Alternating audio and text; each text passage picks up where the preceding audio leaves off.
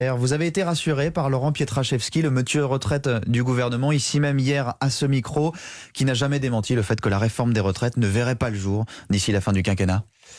Rassuré, je ne sais pas. Moi, vous savez, je suis toujours sur mes gardes.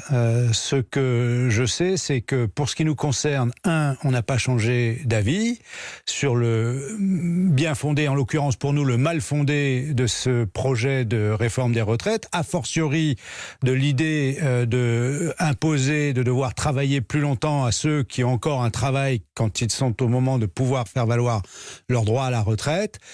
Et deux, je l'ai dit, si le sujet devait revenir, il nous trouvera sur son chemin et nous sommes combatifs. Quel sens vous donnez alors aux concertations qui seront malgré tout relancées à la rentrée avec Laurent Pietraszewski, avec Jean Castex, avec l'ensemble des partenaires sociaux à Matignon ?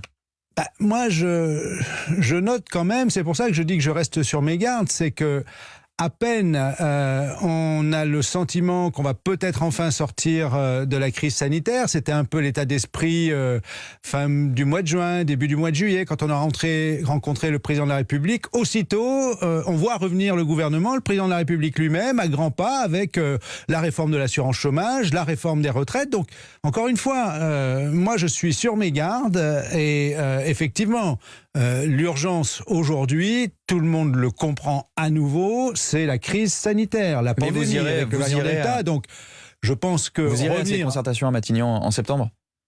Je sais pas, je vais voir ce qu'il en sera. En tout cas, si on vient me demander de discuter d'un recul de l'âge de la retraite, très clairement, je ne m'inscrirai pas là-dedans. On l'imagine. Il a défendu hier, Laurent Pietraszewski, à ce micro, la nécessité de réformer malgré tout un système qu'il décrit comme injuste et un système surtout déficitaire de 13 milliards d'euros encore cette année. Oui, mais ça, c'est les éléments de langage qu'on entend depuis le début.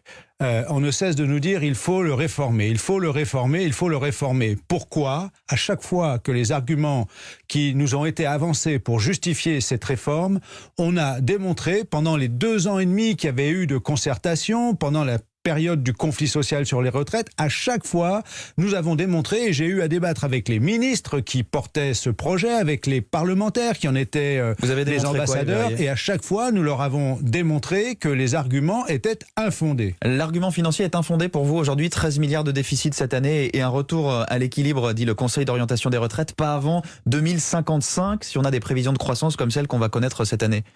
Le Conseil d'orientation des retraites indique très clairement que le déficit, le déséquilibre vient d'un manque de recettes qui était principalement la conséquence de la politique de contrainte du pouvoir d'achat des fonctionnaires et de la contrainte sur les emplois des fonctionnaires. Ça ne change pas, ça ne change pas la fin. Aujourd'hui, il dit le Conseil d'orientation des retraites, il n'y aura pas de retour à l'équilibre d'ici 2050. Si on continue à perdre 13 milliards chaque année sur ce système-là, c'est les générations futures qui payent. Les systèmes de retraite vont se rééquilibrer à partir des années 2030-2035. Ça, c'est si on a une croissance à 1,5%. Vous savez que c'est pas réaliste.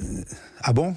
Pourquoi ? Parce que l'INSEE prévoit pour cette année 0,9% pour les années qui viennent. Écoutez, à 1%, il y a la crise sanitaire. En 2055. Il y a la crise sanitaire. Il y a les dispositions en conséquence de confinement, l'arrêt de tout ou partie de l'économie qui crée un déficit de recettes pour tous les systèmes fiscal, protection sociale, retraite, assurance chômage.